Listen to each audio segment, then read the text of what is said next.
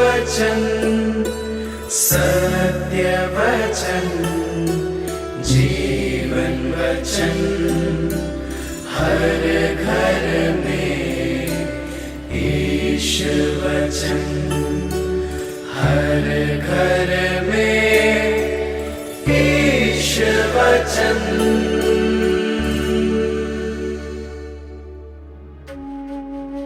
प्रभु आप लोगों के साथ हो और आपकी आत्मा के साथ। संत मत्ती के अनुसार पवित्र सुसमाचार। हे प्रभु तेरी महिमा हो। अध्याय 10 पद संख्याएं 16 से लेकर 23 तक।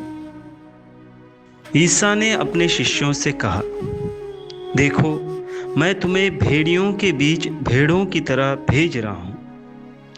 इसलिए सांप की तरह चतुर और कपोत की तरह निष्कपट बनो।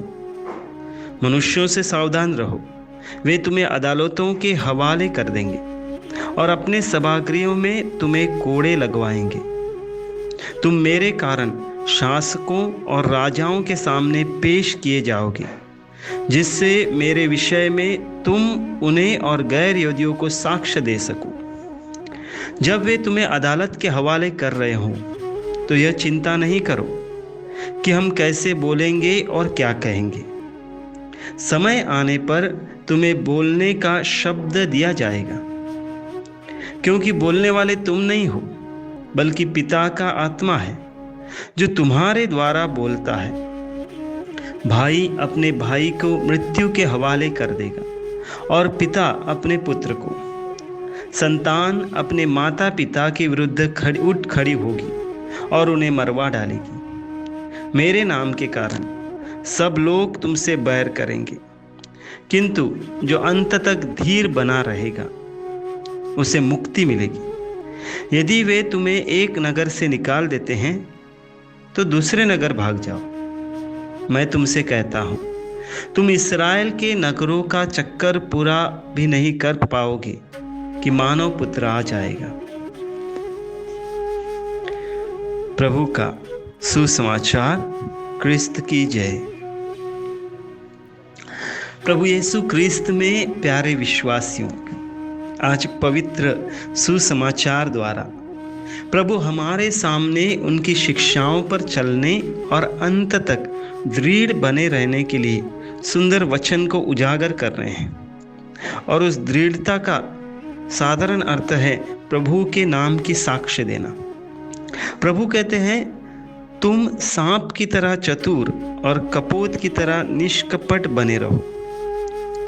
प्रभु जानते हैं कि प्रभु की शिक्षा को ग्रहण कर उस पे चलने वाला व्यक्ति एक साधारण भेड़ या मेमने के समान है, जो संसार की कुरीतियों या कपट के सामने टिक नहीं पाएगा। या ये भी हो सकता है कि वह अपना धीरज खो बैठेगा और सांसारिकता में लिप्त होकर अपने आप को खो देगा, भेड़ियों का शिकार भी बन जाएगा या स्वयं भेड़िया भी बन जाएगा।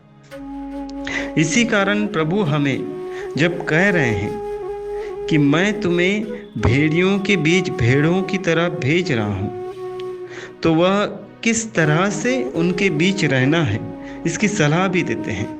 प्रभु हमें नम्रता के साथ साथ विवेक का भी उपयोग करने के लिए कह रहे हैं, यानी संसार में रहते हुए भी संसार का न होने के लिए कह रहे हैं, जिससे मैं सामने वाले इंसान को जान सकूं और चतुराई से काम कर सकूं।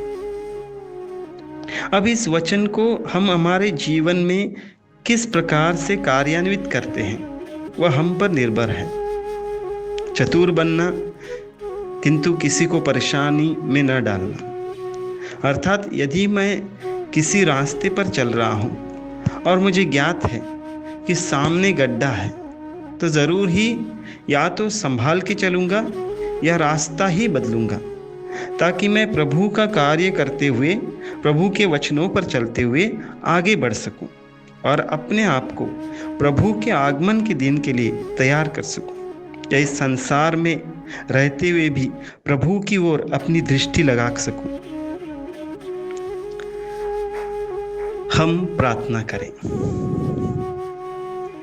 हे पिता ईश्वर, हमें यह कृपा प्रदान कर कि हम प्रभु के वचनों को ग्रहण कर उसमें दृढ़ बने रह सके। या हम प्रार्थना करते हैं प्रभु यीशु के सामर्थ्यशाली नाम में, आमीन।